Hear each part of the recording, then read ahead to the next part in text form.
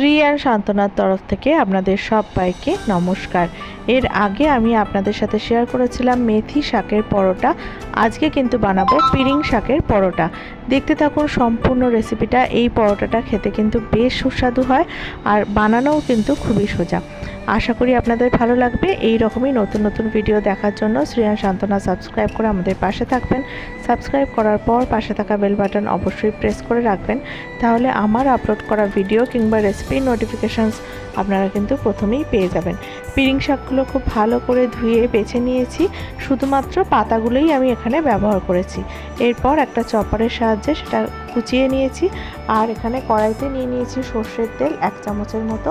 এর মধ্যে আমি দিয়ে দিয়েছি কালো জিরে, আদাটা যাতে না ছিটকায় সেই জন্য এর মধ্যে অল্প একটু নুন দিলাম। এরপর আমি দিয়ে দিচ্ছি 1 চামচের মতো ধনে গুঁড়ো আর 1/2 চামচের মতো জিরের গুঁড়ো।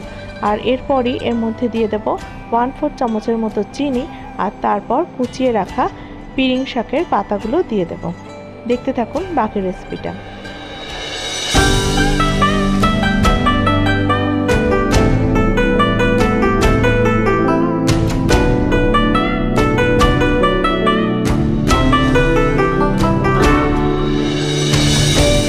শাকটার মধ্যে অল্প একটু জল দিয়ে চাপা দিয়ে রান্না করে নেব, তাহলে শাকটা ভালোভাবে সেদ্ধও হয়ে যাবে আর ভাজা ভাজা মতোও হয়ে যাবে।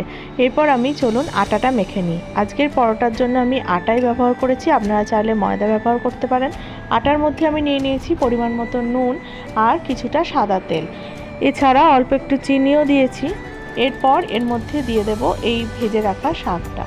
আর শাকটার মধ্যে আমি দিয়ে দিচ্ছি কিছুটা গরম মশলার গুঁড়ো, প্রায় 1 চিমটির মতো।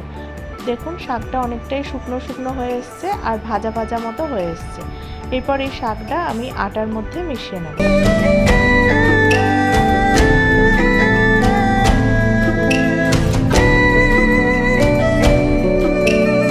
শাকটা ভালোভাবে আটার সাথে মিশিয়ে নেওয়ার পর অল্প অল্প জল দিয়ে নর্মালি যেভাবে পরোটার জন্য আটা মাখা হয় সেইভাবেই মেখে নিতে হবে।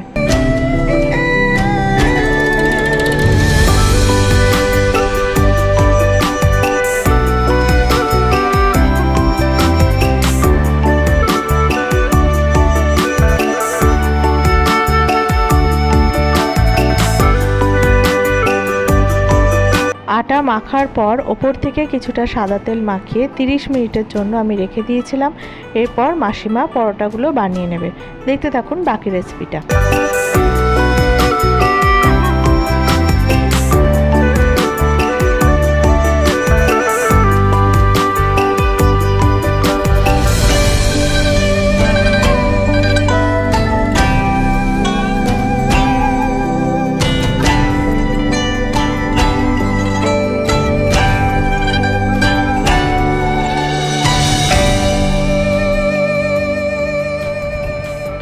এই পরোটাটার সাথে খাওয়ার জন্য আমি কিছুটা বোনলেস চিকেন, আলু আর ক্যাপসিকাম দিয়ে একটা তরকারি বানিয়েছিলাম। এবার পরোটাগুলো এক একে ভেজে নেওয়া হবে আর তারপরেই গরম গরম সার্ভ করে দেওয়া হবে। খেতে কিন্তু ভীষণ টেস্টি হয়। দেখলেন তো কতটা সহজে বানিয়ে ফেলাম পিরিং শাকের পরোটা। বাড়িতে অবশ্যই একবার কিন্তু ট্রাই করবেন।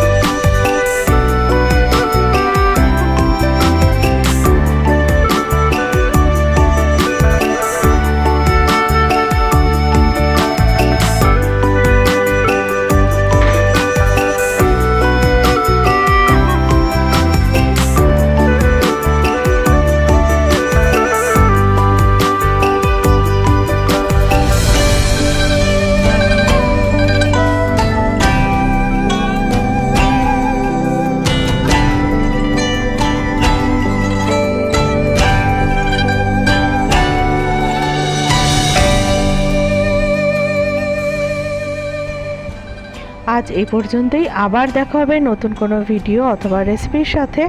আর হ্যাঁ, যারা এখনও অবধি শ্রেয়ান সান্ত্বনা সাবস্ক্রাইব করেননি তারা কিন্তু ঝটপট শ্রেয়ান সান্ত্বনা সাবস্ক্রাইব করে পাশে থাকা বেল বাটনটা প্রেস করে রাখবেন। আজ এই পর্যন্তই, ধন্যবাদ।